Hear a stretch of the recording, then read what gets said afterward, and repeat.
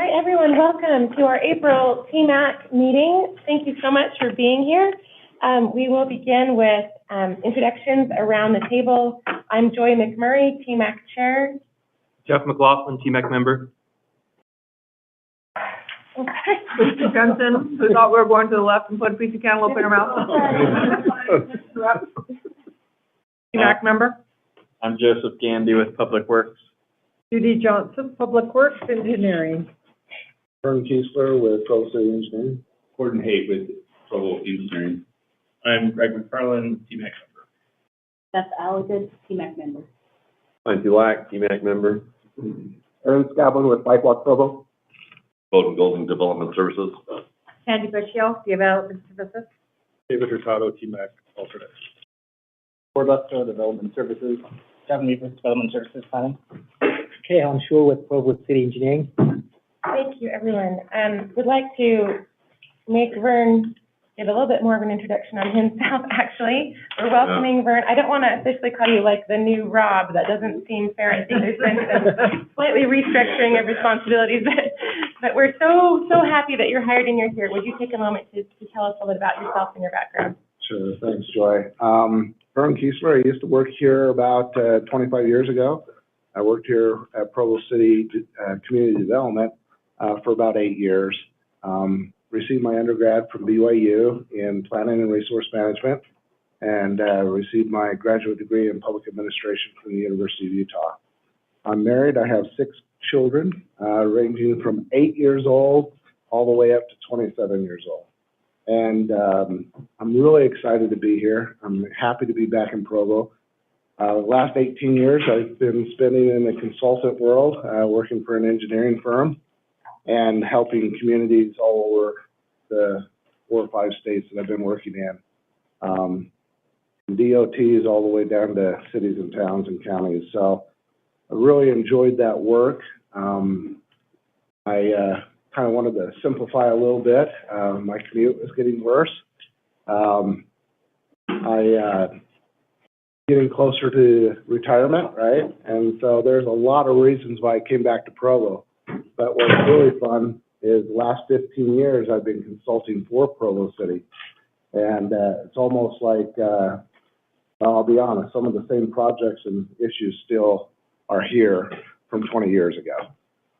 Hopefully we can implement a few things that will say, hey, we got that done as a TMAC city. We've checked that box and let's continue to improve. So really happy and excited to be here and working with you. I know some of you on the TMAC committee and looking forward to accomplishing great things with you. As a personal note, Vern helped formulate our most recent update of the Transportation Master Plan, and when TMAC would zing him with questions, he always had good answers. So I know he knows Provo really, really well. I'm so glad to have you here. Okay, let's talk about the minutes from our March meeting. Anyone would like to approve those minutes? I would make a motion to approve the minutes. Okay, let's vote. All in favor of approving the minutes? All right, that looks unanimous, Judy. We'll jump right in then. We've got a varied and full agenda today. We'll first turn to Gordon for a discussion of our Provo Bike Master Plan that we continued until Vern could be with us.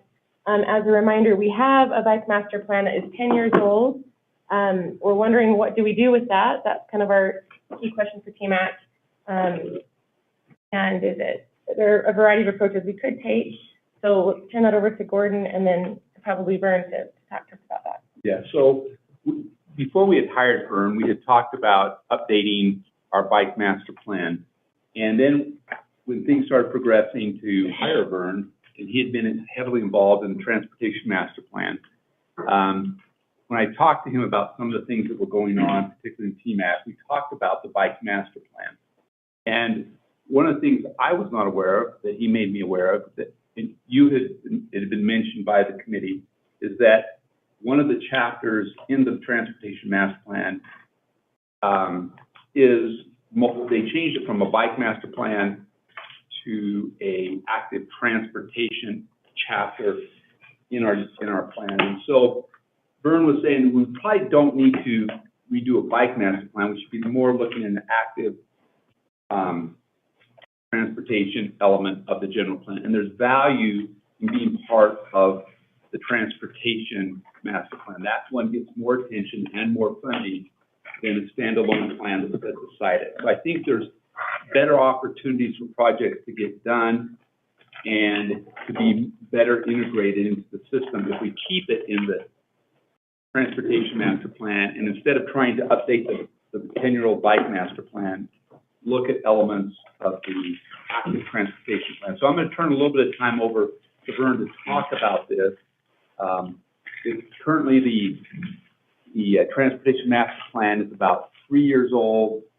The rumor I heard is that we like to update these about every 5 years. So we're about a year away from starting the process. And so it probably doesn't hurt to have discussions well ahead of that time to talk about priorities, things we want to see, changes, things we like, don't like. Anyway, Vern, you're on. Okay. That was my intro.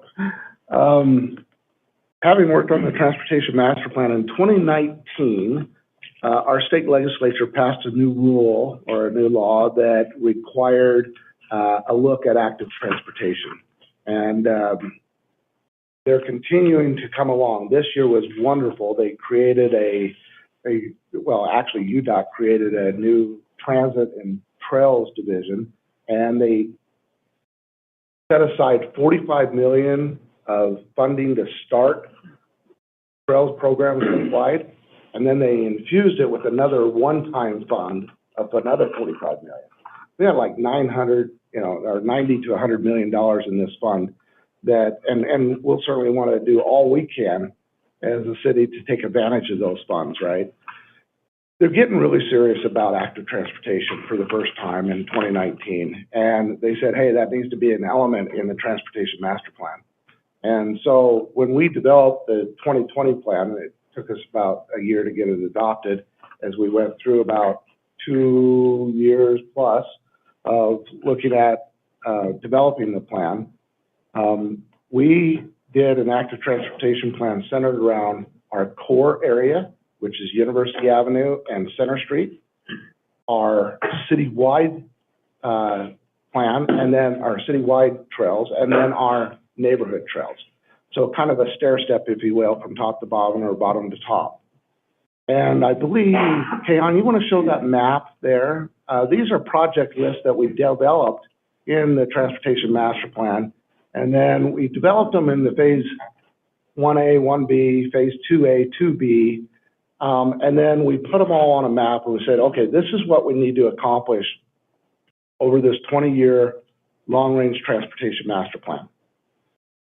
Now, what we are going to do is we're going to do a GIS exercise, and we're going to determine all those project lists, how many have been accomplished since 2020. I don't know how many have been accomplished, but we do know for certain that we're about to accomplish the neighborhood one up in Grandview. So if you haven't heard or you haven't seen, we are resurfacing 820 North, I'm sorry, not 820 North, 1550 West from 820 North up to 1150 North, 1050 North. And then we're going to restripe the whole thing all the way up to 1400 North where the schools are. And we're going to put on bike lanes. We get to retain on-street parking. We're going to put on the bike lanes, and we're going to narrow the lanes down to 10 feet for travel lanes. So I would rather see us move forward and implement some of these projects as opposed to develop another plan before we need to. And we certainly need to make sure that we're including bikes and active transportation and all different types of micromobility and walking in our plan, and it was included in this 2020 plan. So we want to have a new one in around 2025. As consultants, we always like to remind cities, hey, you need to do these every 5 years, right? Cities like to do them about every 10 years because they know how hard and how much work they are to get done. So we propose that, in about a year or so, we want to start developing that new plan to have it adopted by 2025. In the meantime, we want to spend some time implementing some of these projects. So that's my proposal. That's kind of our thought, and I'd like to get your feedback on that. That was a speech you gave me, so that's why I stalled on it. I was supportive of the speech, that's why we talked to Joy, we've discussed this, and I think we're gonna be surprised in some of the projects that have gotten done and some that we need to work on.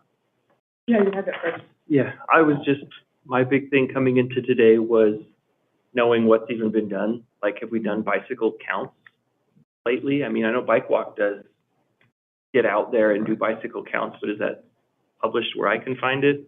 Or where the general public sees that kind of stuff? We've done it like on individual streets, but I don't know that we've done like a citywide count. We have no. I don't know, because that's part of the old bike master plan that's sort of like, well, how's our progress? You know, did we get more cyclists in Provo or? And I was specifically thinking of projects that need to get done. I think it's a chicken and egg. You got to get the projects done, and I think that will help sponsor the cyclists. So I'm not opposed to doing that cyclist count, but I'm also thinking projects go hand in hand with increasing that if people are more comfortable. But I hear what you're saying. Yeah, I like having it pushed up. Yeah. I like have it pushed up into the transportation plan. When I came in today, I thought, you know what, I think I would prefer to have it pushed up into the transportation master plan, but I don't want to lose all the detail and the wonderful stuff. And I know chapter 5 here is great. I've read through it a few times, but I feel like we want to push up some of the details as well, instead of just saying, oh yeah, well, that's folded into active transportation and we'll do complete streets and here are some roads that we're targeting. Yeah, along those same lines, I'm curious about some of the specific goals in terms of like management or League of American Cyclists certifications, like that were specifically stated in the Bike Master Plan, and seem to have been sort of has fallen off the radar or ignored in terms of like, do we have a bike coordinator and is it you, Vern? Does Provo City have a goal to become a League of American Cyclists Gold Bike City?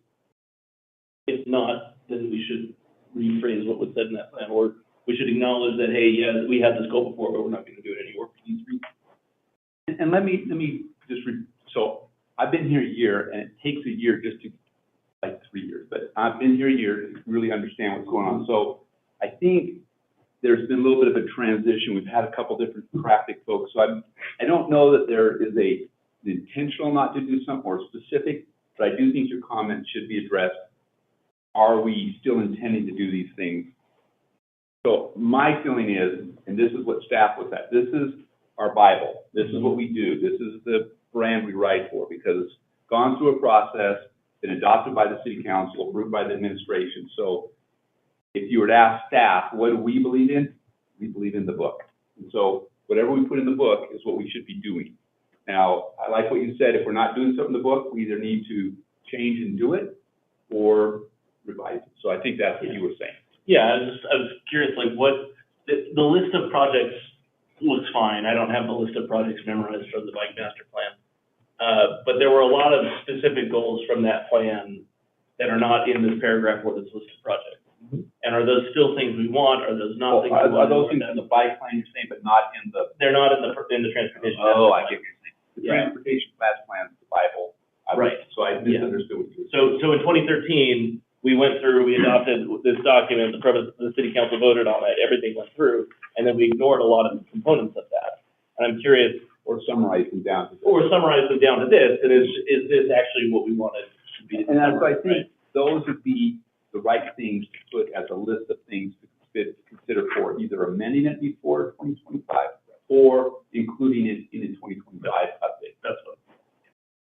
Quick request, when you, speak, just for Vern's first time, Sure. could you give your name and maybe either what district or what, and then when you come in to get it again. I'm the loud guy over here on the side of the table. I'm Greg McFarland. I'm a civil engineering professor at BYU and Then Jeff, and I think we'll be caught up after Jeff, because I think he knows Gordon. I'm Jeff McLaughlin. I'm District 3, Shannon Ellsworth. Great. And I'm District 2. Two? Okay. One's not on the bike master plan, if I may. I think the plan's great. There's a lot of overlap between the transportation master plan and bike plan, which is a good thing. But one of the great things that you're talking to about, Jeff, is again, there's finite details and there's recommendations on how these trails, how these paths need to be done. And that's something I would be advocate for within that needs to move into the transportation master plan. Yeah, and Javin, I think the thing to let everybody know is when we did this as a consulting team, and I mean, when I was on the parametric side developing this plan, we certainly consulted the 2013 Bike Master Plan. I have a copy of it sitting in my office today. My question is, did you use that document? We used that document, and we worked with, now, I've gone through about 5 different transportation engineers at Provo City over my career working with them, from Nick Jones and Dave Graves, Shane Winters, Jared Penrod, Rob Hunter, and now it's me, right? And so we need to remember that sometimes policy is set and they don't get into the details of the actual design and how to, as much as it is important to where at and when, right? And so I think that some of the time we've condensed that down a little bit because the bike master plan was in a thick 3-wing binder about that big. Some of it was a little cookie cutter from the consultants that did that. You know, people that are in the consulting world know, especially with bike plans, there's a lot of similar stuff that go up front, and then the real dedication and difference in each plan is for the project list for each city. So we did consult that heavily. Evidently, there's some policies, as Professor McFarland pointed out, that may not have made it in transition from that plan to this plan. And I will tell you, a couple of them were on purpose, and a couple of them were just accidental. They're, you know, not designed, right? Other TMAC members who want to come in? Yeah, so I mean, I totally agree that it should be one plan. We can't get the solutions we need if traffic is over here and bikes are over here. Like, it has to be a true transportation master plan that looks at all modes. It is my opinion and perspective. And what we did here was, it wasn't like groundbreaking, but this was the most active transportation I'd ever seen in a transportation master plan. And so it was a great step forward. And I do think what Jeff and Javin has said is right, that whether it's the next transportation plan or revision to this one, update, like getting more in there would be good and is important. So I'm hearing, oh, did you say, you finished? Well, you can say you're going to say. I was going to summarize kind of what I've heard. So it seems like we're agreeing that we will get the best visibility and funding if we integrate into the transportation master plan. Everyone feels good about that. And then the things, kind of the direction we need to go then is, 1, look at what has already been done and make sure we look at this list and see where we're at. Number 2, start implementing some of those projects that, and maybe that involves some prioritizing. And then 3, start working on taking this excellent bike master plan and have possibly a committee or someone start saying, in preparation for the next iteration of the transportation master plan, which parts of this we're going to add to our active transportation section, or are we going to make 2 sections, or start kind of calling out what we would like to, because we can't stick a whole binder's worth in the transportation. Obviously, it's too much. We don't want to lose those details that Jeff and Javin were talking about. Which details are we going to then import in the future in the next version? Is that kind of what where we're at? Other comments?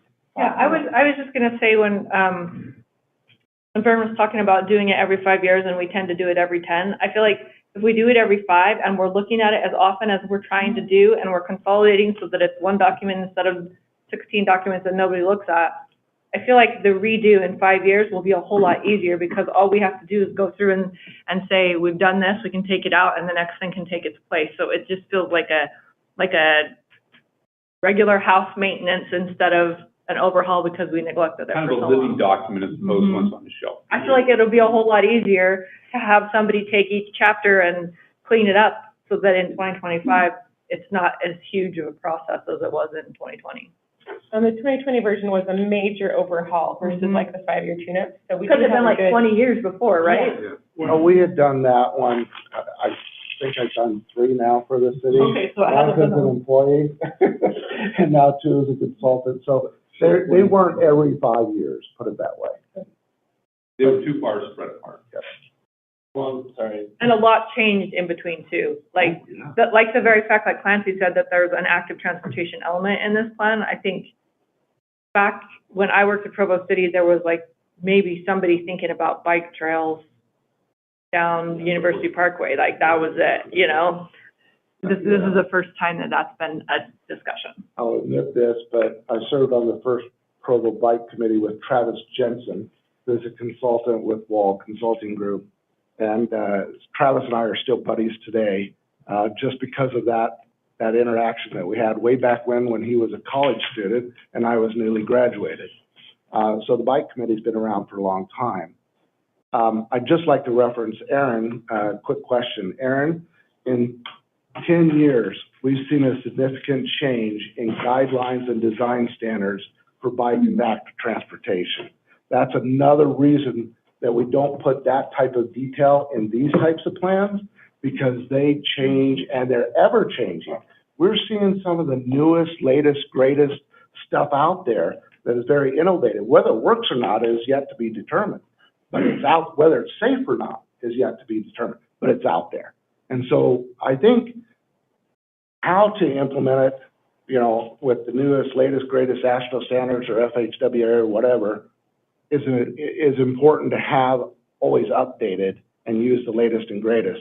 This is about the projects, and I want to see us implement projects. So Aaron, standards have changed significantly? Standards have changed significantly, and when we worked on this together in 2019, we realized that the Public Works Department wanted the flexibility, but we also realized that whether these would be implemented and how they would be implemented was largely dependent on the personnel that staff the Public Works Department and the administration.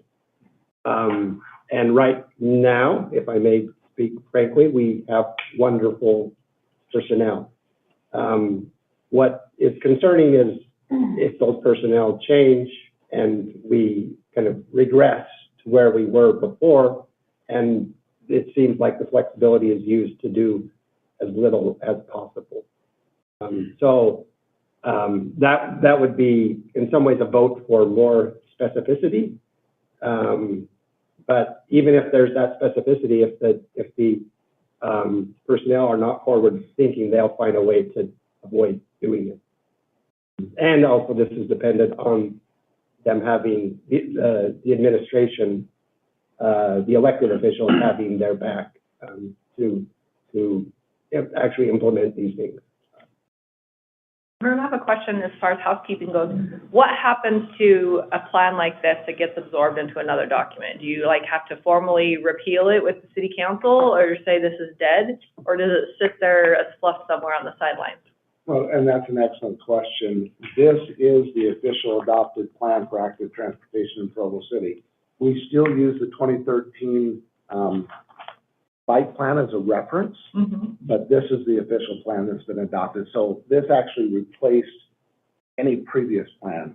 This could Because it takes from it. So essentially, 2013 has no teeth anymore, even though it hasn't been replaced. For us, it's meaningful for us, but it's not an official document anymore. This could be amended. It's still an appendix though. It's still one of the appendices. So it technically does have teeth, but it would need to be redacted. It would be. But we're talking about not updating it. Right. So But ultimately, like 2025, we would then not refer to the bike master plan in our appendices because it would be in there. Bring it up, but I think this group would recommend. So until it's not referred in the appendix, Correct. then it still is a living document. And if you bring enough of the good stuff from the bike master plan into the active transportation chapter of the transportation plan, Bike Walk Provo will stop invoking the 2013. Okay.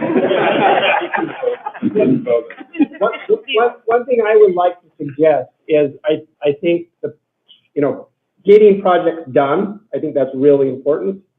There's nothing matters to whether people will bike and walk than physical infrastructure. That is the biggest determining factor. If people feel safe, they will do it. And until they feel safe, they will not do it. So I agree with the sentiments and that particular point. But I'd also like to see some kind of visionary goals stated in the plan. For example, this is just throwing out what some other cities have done. As Provo grows, we will seek to not increase the number of miles driven in Provo.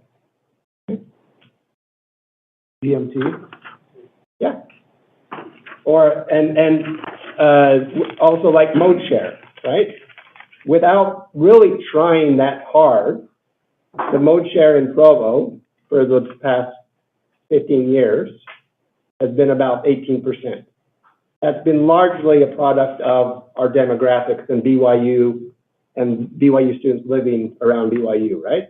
And a huge number of people who walk, 3 or 4% people who bike, right?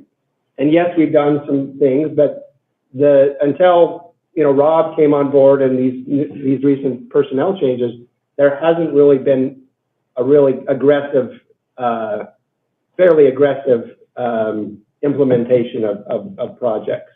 So we've gotten to about 18% really without trying. Greg and I were talking yesterday that if Provo and BYU, and I think BYU is really important in this conversation, if they got together and said, we want to increase the mode share into 20, 30, 40%, there's nothing stopping us from doing that, given our demographics. Yes, it'll take time. Infrastructure will have to influence the culture, and as old people pass on and young people replace them, it'll just, active transportation will just be another form of transportation, and people will choose it because it's convenient and safe way to get around. So I'd like some kind of big goals to be articulated in the plan next year. And I like that goal, and I think what might be just kind of a switch to that is, I agree with you, the fewer people drive on the roads, the better for everybody, even the people driving on the roads. Yep. But I think if we were to switch it to, say, more bike miles or more travel miles, it's a switch, but it's doing the same thing. So, in other words, it's less of a threat to people that are in the car. So, I'm just saying we could. You're politically savvy, so. So I'm not against the goal, but I'm saying we'll do it a little different. I agree. I think what Aaron is saying is that we should have some goals, and I think what I'm hearing from Gordon is there's a difference between a policy statement and a goal. And we just got to be drawing that narrow line there, because the council sets policy, right? And we set goals as a TMAC committee. And so I think there's a subtle difference, and it just is the wording. And I really like what you said on the second one. Let's increase our mode share by this %. It's just like recently when we adopted the safety action plan, I couldn't quite get a zero vision by 2040, but we said zero vision eventually, and we said cut accidents or fatalities down by half over the next 20 years. And so the council went with that, and they made that a policy, right? And so there's just subtle differences, but I agree. We got to have goals in our plan. Aaron, I think one thing when we talked before was it's hard when there are goals that the bicycle community wants to have happen, but some of those might be, we aren't going to do that until Public Works wants to pave a street. And so even though we know it says it here, we have to wait until it's on this list when we get it down on the 4th year later on. So we won't actually get to that then. And I'm thinking maybe having things more aligned better for priorities that align with people that drive cars and people that ride bikes, we can maybe prioritize those together simultaneously. Yeah, this one I left flexibility on this one because I'll be honest, we're implementing a phase 2 project this month, right? And we divided them into phase 1 and phase 2, but notice there's no time dates associated with those, like the Mountain Land Association of Governments Regional Transportation Plan. That's going to be out for public comment, goes to 2033, then 34, and then 50, right? They have those 3 phases. Here we did this on purpose to provide the flexibility with our capital improvements as well as our maintenance projects. Incidentally, that's a maintenance project that we're doing, and we're able to get the bike lanes on with this maintenance project that we're doing on 1500 West. So have all these phase 1A projects been finished? No, and what I propose is we'll come back next month to TMAC with this same very list and highlight the ones that have been done and what aren't done. And what we'll do next. Well, yeah, prioritization is always difficult. That's difficult. We'll see how Yeah. far we can. I still have the question then. So we're sort of waiting then for this next draft, the next version of the Transportation Master Plan, but my question is still then, what is our process for integrating the Bike Master Plan into the next version? Do we want to just wait till next year to talk about that? Do we want someone to start thinking about that now? So let me give you a thought that I think might be helpful for you. Yeah. You brought this up. Yeah. It may not hurt to select 2 or 3 members and a couple staff people to do a little committee and maybe like in 2 months come back with a recommendation to this body and give a little presentation of what they think could be or considered changes that this body would recommend to the Planning Commission and to the City Council for that. For now or for the future? I don't think it's too early. I think it's time now. Okay. I think, you know, if you were to spend 2 or 3 months, you know, but again, I wouldn't do it in this group. It's just too big. But I think about it, get some very diverse thoughts on this committee that represents the group, and then, Finish your sentence. bureaucrats never finish sentences. All day long. Gordon is a self-professed bureaucrat. I am. Okay, what I was gonna suggest in answer to your question was that what I would envision from what Gordon's saying is people would read through the Bike Master Plan and the active transportation chapters in the transportation plan and see if there's a huge gaping hole and if it's something that would need to be amended in the immediate sense, or if it's something we should just prepare for how to integrate it. So then somebody can sift down the very key points and decide if they're urgent enough to do something before the next plan comes out. Is that what you were describing? That's what I was getting at. Certainly this group can wait till the next amendment, but I'm hearing, and again, not have been familiar and thinking that maybe there's a few things that would be valuable to get into the plan now. It wouldn't hurt for this body to have and again, I don't think the whole group should. Representative. I'd get a couple people. A working group. A working group that really focuses on just a couple things. Anyway, I like your succinctness. Does that answer your That question? makes Because sense. I felt like you were saying, and then what? That's what I'm saying. And so where are we at then with item, step 4 on our list, Aaron? Just a quick question. How does transit figure into this conversation? Transit's in our chapter 5 with active transportation, and our transit plan will need to be updated because MAG is updating theirs with the new input from UTA, and so it's not a bad idea about a year after MAG's plan to update ours, and that's what it's going to kind of come down to, is updating ours about a year after theirs. From a transit perspective. I think transit is more important than active transportation, and there's lots of synergy between the two. You can't have good transit without having good active transportation and vice versa. Yeah, and you know how transit projects change. It's in our chapter 5 of our transportation master plan with active transportation, but my goodness, it's called our major transit investment corridors, and I personally know that this is changing drastically. Yeah. Okay, so, because of funding and Point of the Mountain and all these other things going on. But I do think, you know, you decide what would be good, because you had initially, this whole discussion came about updating the bike master plan. And so this group can make a recommendation of what would be the right steps forward.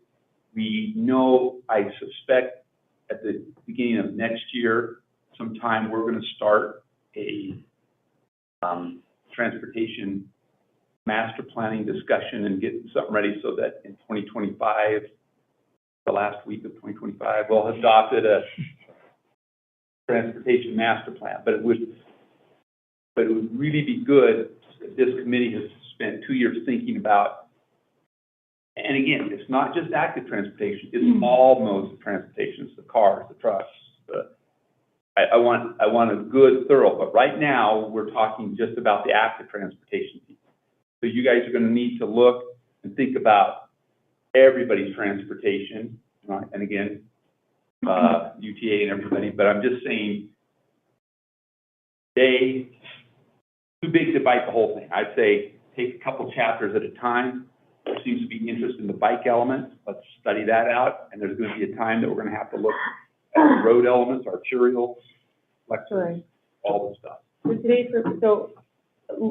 Lisa, can I call the proposal? What I think how Lisa's phrasing her proposal then is we have a subcommittee or a committee that would then meet to say, here's our 2013 plan, here's the transportation master plan, active transportation chapter, what best parts version or missing parts version do we need from here to go into here, with the possibility of an amendment earlier if needed to the transportation master plan. Is that what we're all hearing? I think so. Anyone have a problem with that?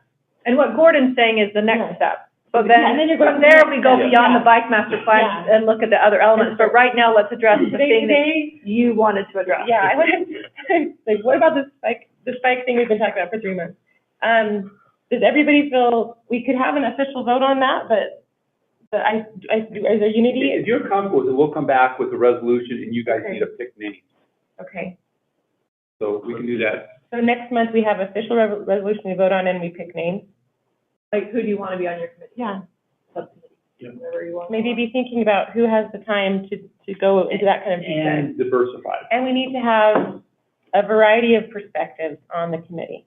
I agree. I want it to be well argued. Before we get back here, before it goes to administration, I want every objection To be asked. caught up. I think that I is do not wise want- counsel. I do not want to take something that isn't well vetted. I want us to have a good explanation why we did it, why it's logical, and how it fits into a good job. But I'm not looking for any yeses. I just want good, hard, concrete stuff. Maybe if you are interested in being in that committee, come talk to me so we can start thinking through that and not have to. We're not going to yell at you. No, That no. sounded rougher than I meant it. Yeah, I agree. Let's way thoroughly bad. vet the plan. Are we good then? Any other comments on that agenda item for today? All right, woo-hoo, well done, team. Then let's go ahead and go on to item 5, review of future agenda items. This is really Kahan reporting on the results of our survey when we worked so hard to gather our list from council members and TMAC on what are our priorities, and then ranking them on what we should be doing with our time this year. So let's hear how that turned out.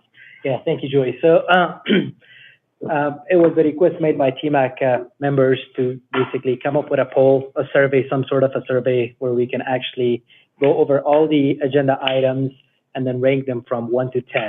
So these are those 10 items that I sent out on a survey. So I do appreciate everyone taking the time and providing me with their feedback. We do have the results of the survey. So the results they're a bit mixed. I was shocked on some of the items that I thought should be but that's just my opinion. We'll go over the actual results, but I do want to share kind of how this looks. And I do apologize that the survey that I sent out, it did require you all to log into your, looks like Google email to be able to take the survey. So thank you for doing that. So that's all the items. Now here is basically the bulk of So, There's could real I, clarity here. I filled it out and sent it, and then I was like, wait, I don't know if one was best or one was worse. That would explain. I also lost track of which order I had used the 12 spaces for, so I probably had like 3 at number 4. So, I was very careful to double check I had one of each number. I know I only had one of these, but my feedback first. so on the survey that I sent out, so the very first page kind of described how the survey is going to work, and it did sit on there that rank it such that 1 being the most priority one, and then 10 being the least priority on there. Is that how you did it, Nancy? I did it backwards. All right. Okay. We won't do it again. And then, and The way to throw the results of the survey into question immediately. And again, Great. this is something we can vet through. This is not like it has to be this way. What we'll do is, we work with Joy every week to go through this, and if something comes up, we can adjust it. So this is going to give us an outline. If everybody's comfortable with this, it's not like one of these are bad and we're all going to fall apart if this one goes out of order. But we just wanted to kind of make sure we're hitting things that you're most concerned about. And if we think we've hit close to it, I'm going to feel success. And also, several items were related to each other or subsets of each other, and so in that case, I tried to vote for the one that felt like, well, we have to do this one first, but that's important too. So that might also change results slightly. Will you click on the box above each rank so we know what the item is? So yeah, you can do Like, will you do it in order though, like starting with 1 so we can sort of follow it sequentially? Yep. So basically, the result, as you can see, without maybe Clancy, your results, which we don't know what you voted. So number 1 as of right now was our item number D on the list. And that's basically the continuing quest to find the right balance between the needs of vehicular traffic on one hand and pedestrians and bicycles on the other hand, including complete street design. So that was voted as the most important item on the list. The second most item on the list was our item number E, and that was mainly related to safety action plan. Let's see here. The third item was basically residential connectors or collectors traffic calming measures. That was voted as the third most important. The fourth most important item was Provo Bike Master Plan. which we've made We just talked excellent about that. strides on today. Boom. Good job. And we had 2 number 4s. So, and that's because mainly the average came the same exact number. So, and we can decide on that which ones to put as number 4 and which one to put or rank as number 5. So 2 number 4s. One was Bike Master Plan. The second was how to calm traffic on Center Street between 200 East and 500 West. And then, so let's see, I'm going to go back. In this case, it will be number 6. And that was general knowledge need for an improved east-west connectivity.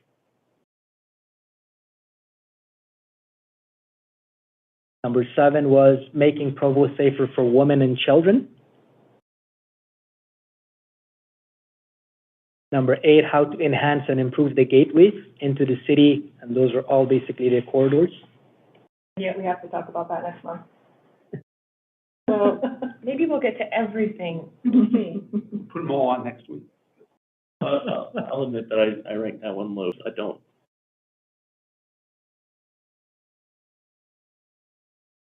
It's not a transportation. Like they're at roads, but I don't see it as a transportation issue. I ranked it low for the So it's a retail presentation.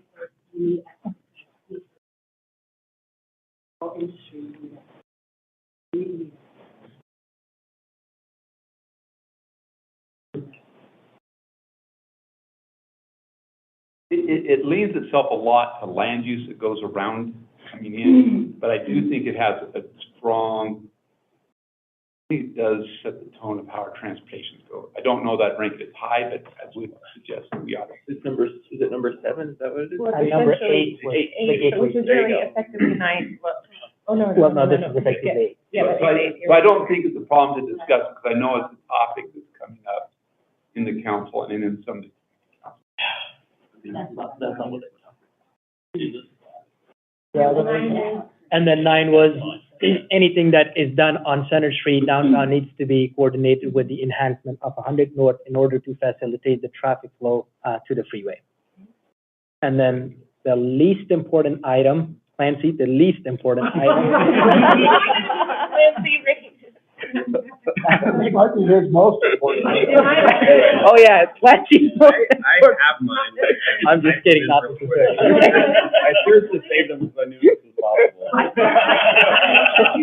I'm the second set of votes, and I think I only did 1, 2, and 3. I think I ranked them all like, this is my most, because there's 1, 1, 2, 3, 1, 2, 3. That's not fair. I don't think I did 1 through 12, or 1 through 10, or whatever. I think I just, We might need to reevaluate our. Should we reset it back up? Yeah, it's probably not a bad idea if we had to, Joy, to resend the survey. Yeah. Can I make a comment? Please. I mean, we had a new discussion, especially that the gateways to the city, like, I haven't heard any of the discussions about that, but for me, the gateway to the city is how do we improve transportation in the city, and what does that mean? Well, discussions he heard was, let's put an archway over Center Street. It has nothing to do with that. So I think maybe clarifying some of those a little bit might help. There are ways to run the survey where it locks down and doesn't let you pick one for the same option. I think there are a couple others that, because they're so related, really do need to be combined. Like, personally, I think running another survey would be more confusing than just trying to hash this out right now. I would discourage us from having another survey. I think we have some tiers of things to talk about, right? These are top tier issues. These are kind of middle tier issues.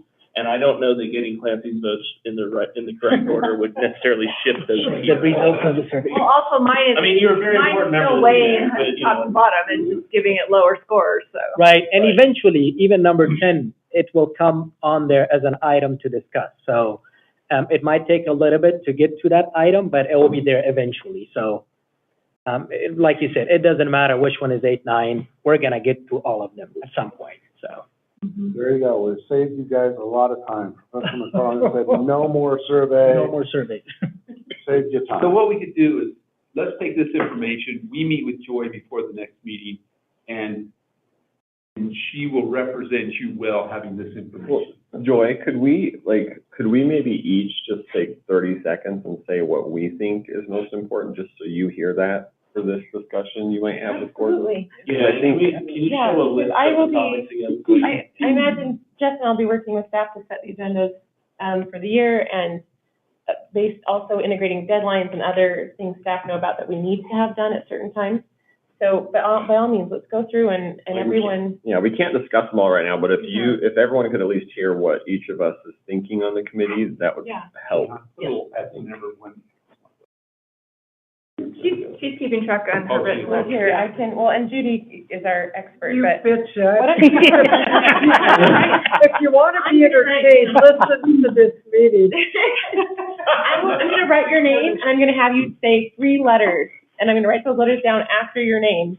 That will be my scientifically Good idea. rigorous recording system. How about you just have us give our top one? Isn't that what? Or is that Just easier for one. 3 Just do or the 1? top one. What do you tell what you Unless think? there's like, I said like your top 1 or 2 and a little bit of explanation. I think Okay, more than just vote, it'd be good to hear a little context beyond voting. Good. But I don't care if it's 1 or 3, Joy. well, let's take about 30 seconds each, and you may emphasize 1 to 3 things as you would like to, and make a comment. Each TMAC member would like to. Okay, you wanna go first? Sure, because Okay, I've got my. you're ready to go, I know you are right I've now. got my backwards right See here. that? Right You here. tell us. So, on, the thing I put number 1 is actually C, and this is affected by the last transportation master plan when the council took a long time to adopt it because of the 800 North debate. And I haven't heard anything, but none of the staff here today were here at the time. But there was a commitment to do a study of east-west corridors, and that's the only reason the council adopted it, and I haven't seen any of that happen. And so I think it's important for that reason, and also, if you look at the tea leaves, we're going to, very soon, we're gonna start pushing problems onto 500 North and 100 North. figure out a plan for east-west connectivity. So I voted C as number one because I would rather fix a problem before it becomes a problem. Before it's a bigger problem. You want to add to that list too then? Oh, all of the others, like, I had the bike and stuff pretty high, and the safety action plan, and the Center Street items. Yeah.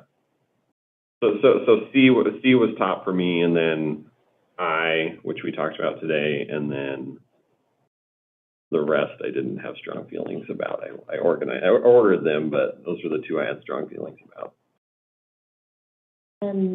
Beth? Yeah. So I live out in West Provo, I'm District 4. So number C was one of the top priorities for me because there's already a lot of issues going on. A lot of problems. And to me, that goes right into prioritizing the safety action. It's really not a great plan to get out of West Provo with like the Lake Flip. And then after Center Street, after that, so AB kind of. Now, the safety action plans are the pedestrian crossing. Well, and that's why I was like, I'm not sure I 100% understand a safety action plan. Because you're brand new and that hasn't not happened, something we've talked you wouldn't have about. known that yet, yeah. But the two roads across the freeway are some of those things. Well, the Center Street exit is it's the, Horrendous. no, it's the, what is they call it, has the most fatal accidents in Yeah, the state. that's right. It has been changed. It's better than it used to be. Well, no, even after it's changed, it's still listed as one of the top. It's our number one. Okay, great. So, mine is G, the residential collectors and traffic calming measures. So these are issues that come up a lot. There are also roads that Provo City actually controls, unlike University Avenue and State Street. So Provo City is directly responsible for what happens on those roads in a way that they're not in state highways. And so we have more both responsibility and more opportunity to fix those. And I think working on those addresses a lot of the safety action plan and a lot of the, make it safe for women and children, because those are often the streets that those women and children are. So I see G as hitting a lot of these birds. But, I also ranked C, I think, pretty high.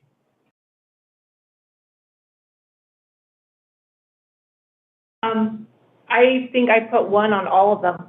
Just kidding. I'm pretty sure that D was my number 1. Between Lisa and I, you have one competent voter. And I think G was probably one of my other ones. So those are D and G. C and G? D and G. So just that, the balance of modes of transportation being safe together. Okay. I'm a walker and a biker, so. Yeah. So, for me, I believe I put pretty high the women and children in the balancing modes. My whole point of doing that was that I want to make sure that traffic calming happens. Like, I don't know, I feel like finding the right balance means traffic calming and means all over the city. It's not just little. Hey, which one did you say again? The D. So kind of H and D combo. Yeah, D encompasses, it folds in H and G. So D is the D was very broad, but I felt like it was very important. The right balance is making Provo safer. Which includes H and G as subsets of D, right? Oh, that's what Will involve a lot of slowing cars down. Dave, let's go to you. I don't remember what I voted for.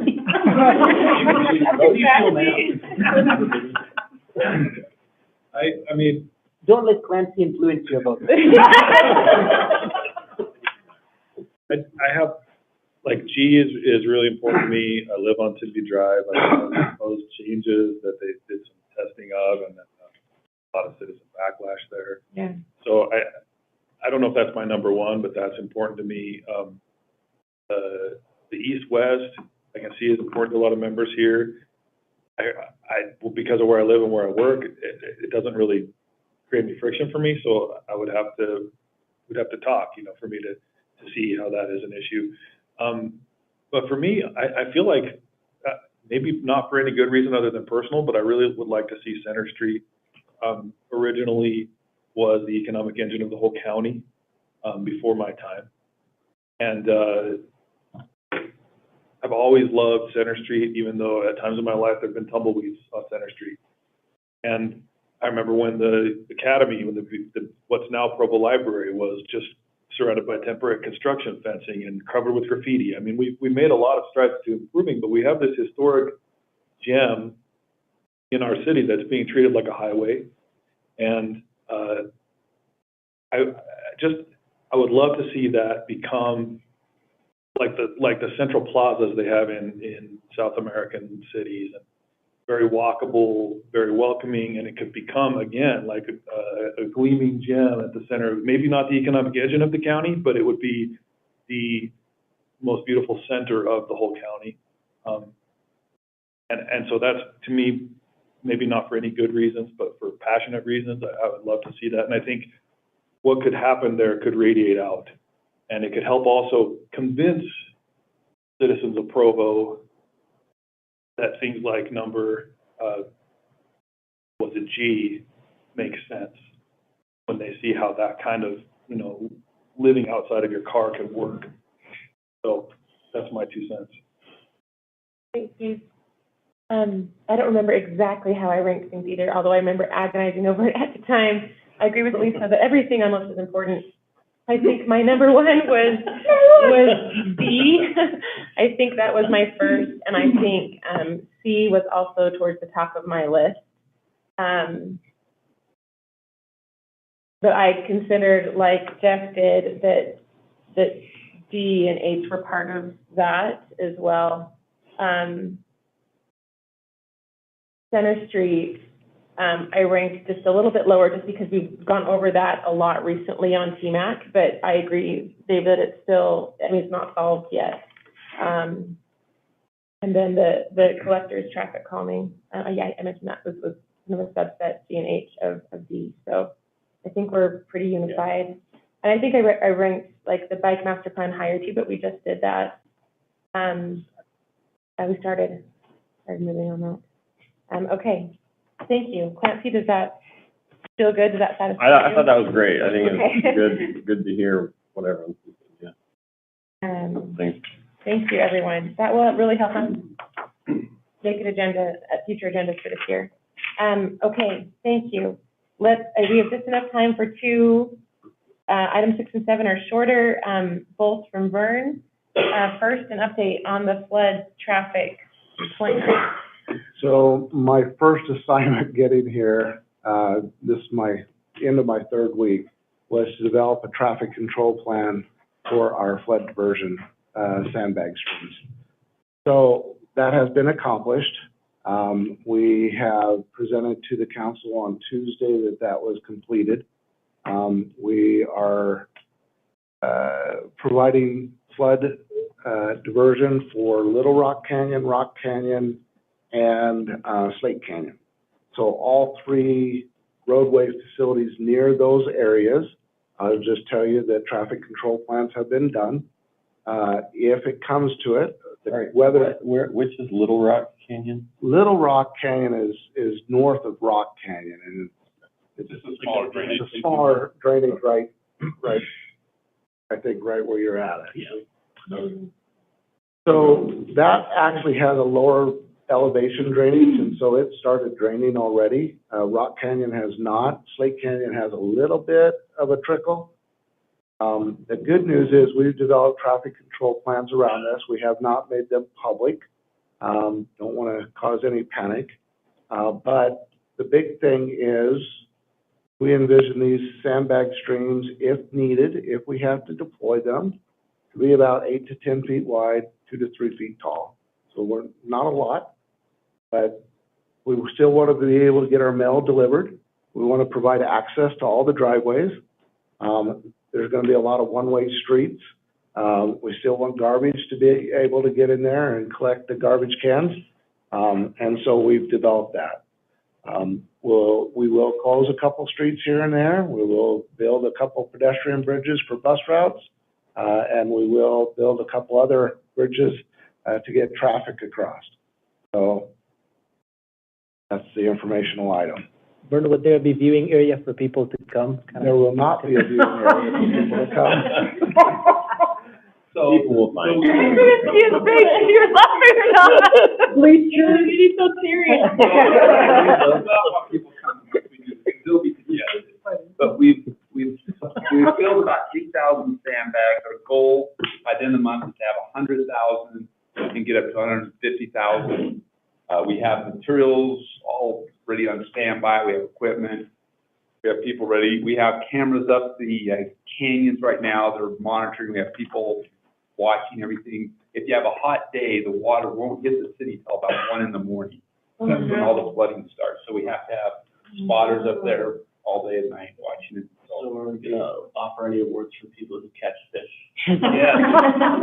The first one's kayaks down a manhole. No. I heard that you guys were welding manholes almost. We are welding manholes Yeah, because yeah. we don't want the sewer water collecting, so we're doing a ton of things. So just so you're aware, once it happens, it will just blow up. So it'll be exciting for a quick. Well, it's been exciting to see the competent nature with which you guys have attacked this, because there have been people in my neighborhood preparing, like building berms and pulling out stuff, and it's just been like, I don't even know if we're gonna need it because the infrastructure was already better than it was 30 years ago, but 40 years ago. We think the infrastructure can handle it, but all it takes is But just one in bad case, branch. I just think it's fantastic what you guys have done, so hooray. We're watching it. Anyway, Vern's job is to make sure everybody gets to where they're supposed to get to in a manner. So if you want to talk about traffic calming, Vern is going to put in traffic calming that will blow your mind. I know you can't tell us the roads, but, I can think of one that would definitely be a river, and that's where school buses cross. So does that mean that parents would have to take their kids to a certain place where they would cross the pedestrian bridge and get on the bus? Details. Well, so many little We things. reached out to Provo School District. We reached out to UDOT because one of the roads is a state facility. We reached out to Utah Transit Authority because 2 of the roads have a UTA bus on it. And then we reached out to the post office and we reached out to sanitation, amongst all the internal departments of our city as well. You gotta have police, fire, you gotta Oh, have that's emergency amazing. access to everywhere, all the time. But traffic calming is going to be, I'm telling you, these bridges are not, they're 50-mile-an-hour bridges, so.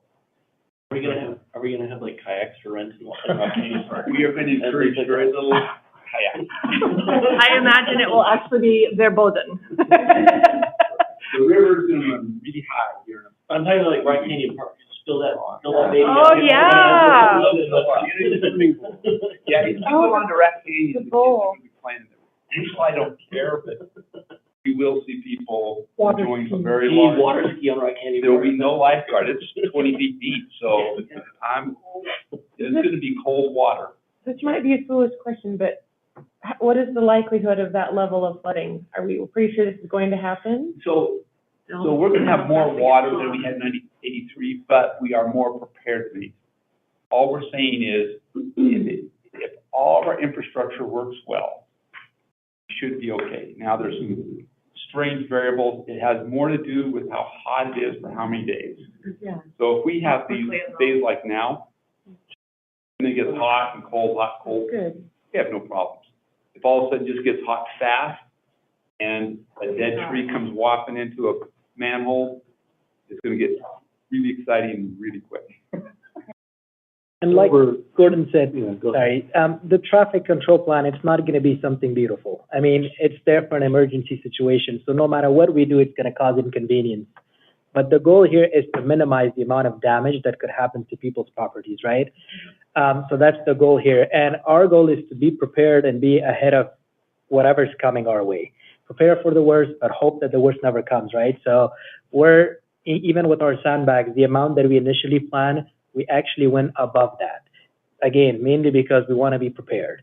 But we do have a team, an on-call team that's basically watching this. Our cameras set up 24/7. The moment this happens, the on-call team is there. The rest of the public works, we're all kind of, they're on call for this. So we'll have a lot of volunteers. There will be people immediately responding to this. So again, it's just one of those things that you hope that never comes, but if it comes, we want to be ahead of whatever is coming our way. We have a potential of about 3 miles of Sandbag Street. There you go. Yep. Altogether, not continuous.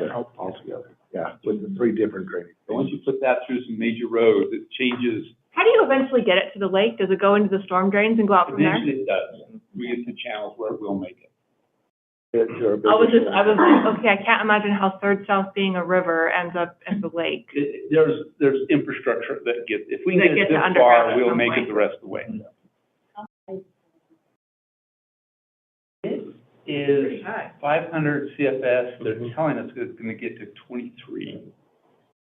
Do you want to explain CFS? Cubic feet per second. Yeah. So, So the typical flow in August is like 300 cubic Yeah. feet per second. Yeah. So right now it's about twice its typical like summer flow. and they have not, and we're frustrated. They should have been discharging Along. from the From dam the dams, a yeah. couple months ago. Now they're thinking they're gonna start in a few weeks, which They're actually going to start. we're a little nervous about. I it, actually so. thought they had already started doing that because they were talking about They've needing to been do that. talking about it, but they hadn't done it. Interesting. So we're a little frustrated. Well, they're not letting it out of Utah Lake because Jordan River isn't high at all. No. It's very, very low. But anyway, we're not in charge of any of those facilities. We're just watching it come through the city. I know Clancy needs to leave shortly, so let's, That was all we wanted to do. thank you for that update. Vern, again, for the pedestrian bridge. Yeah, before I get that, I just wanted to let everybody know on May 24th, there'll be the Move Utah Summit, and it's gonna be up at the Salt Palace. If you're interested in attending that, it's only $60, let us know. It's an all-day thing, workshop, breakout sessions, deals with active transportation, transit, better design. There's just a lot, health practitioners, how it's healthy to walk and bike, and there's just a lot of things that's connected communities. So if you're interested in going, I know that I'll be attending that as well. Please let us know. Okay? Okay. You figure it out? Yeah, don't come to my session. This is not endorsed there, but we're interested. Anybody that wants to go, What was that date? May 24th. he can email you so if you email Vern if you're interested, he'll forward you. I'll give you this. We'll have other printouts there as well. I can also make copies really quickly right after this. So if you'd like to take a flyer with you. You could probably just scan it and email it to us. Yeah, and I'm happy to do Just it. email them and he'll send it. Okay. In fact, I'll email you the link as well, so you can read his bio. Read Greg's bio, right? Last comment is, FYI, we have, the DOT has issued another notice of funding opportunity for Safe Streets and Roads for All. Last year, we submitted on the University Avenue pedestrian bridge. They moved the date up on us. Instead of September 15th, it's now early July. What happens around here in July? We have the Freedom Festival, right? And so we need to get our application in the month of June. I'm having a weekly call with my consultant team that's helping us to enhance our presentation on our application. We just weren't, we weren't blue enough state to get funded, and they only funded 35 projects last year. Only 35 or 38. It was just a low number. This year, we're expecting them to fund a lot more on the implementation side. So with that, we are going to polish this off, resubmit on this particular one, and just want to let you know that that is due July 10th, and our goal is to get it submitted in June. FYI. And do you need you don't need TMAC to help with that I just want to application? be aware. Just want you guys to be aware of it, 'cause When we start submitting. So we're going in for round 2, or we're going in Yeah. double, Oh, Farrell. second strike? What's what I'm looking for? so that's all I have, Joy. Okay. Anyone have anything else? All right, thank you, everyone, and we will see you, I say we are now adjourning, and we will see you next month. It's gonna be enjoyable. Thank you. What's the date of next month's meeting? Craig, what are you presenting on? Date of next month. I have a research would project be looking at, May identifying 15th. neighborhoods with low access to nutrition. Yeah, I was gonna take the date. Public health. It's May 19th. No, it's May 18th. Around, look at the calendar. I'm looking at a calendar. Surveyed, like, all the grocery stores in Utah. Okay, it was a date. Yeah, kind of thing. Tell me if it's But June I'm looking at like, well, Because that's do you live within a mile of a grocery store? Oh, because I It's more took it like, for vacation. well, let's look at the combined Oh, I was for really driving, just to delete it. walking, and transit. And then we kind of Thanks, use the Mona. choice Thank you, Sid. framework to build a continuous map of You areas guys are that have great. bad access to the grocery store. So, did anyone here go to the EPA, Zoom meeting that they had when they talked about their August changes? No, I didn't even know that. So, I, attended over Zoom, and it was, I just asked some questions at the end, and one of them was about, I've got the UBX expansion to the airport. And maybe you already know this, Gordon, but they said the number one thing they were waiting for was to find out if the church was going, if the MPC was going to start sending missionaries out of Provo Airport instead of Salt Lake. And that would be the impetus for them expanding UBX to the Provo Airport. To our airport? Frequent. Yeah, why would they send UBX to the airport at all? What they're saying is if they start doing international flights and the flights are enough that Provo MCC starts sending missionaries out of there regularly, they would have enough clientele on the UBX. Anyway, that was one thing they said. What was the other thing they said that was pertinent to us? Oh, the 9th East, Should be under design. it's under design, but they said won't be until next year. Yeah. So, Is that the station? the UBX station. Yeah. So, It's by the museum, not by the engineering. You don't need to worry about that. Oh, I already have a stop at the engineering building. yeah. I use it all the time. I wish I could get to a UBX stop. Like, it's just not practical for me to take it. By the time I ride my bike to a UBX stop, I may as well just ride my bike somewhere else or walk somewhere else. I guess, I'm so confused by the UBX comments. Do they just mean like faster, more frequent service out of the airport? Yeah, they don't-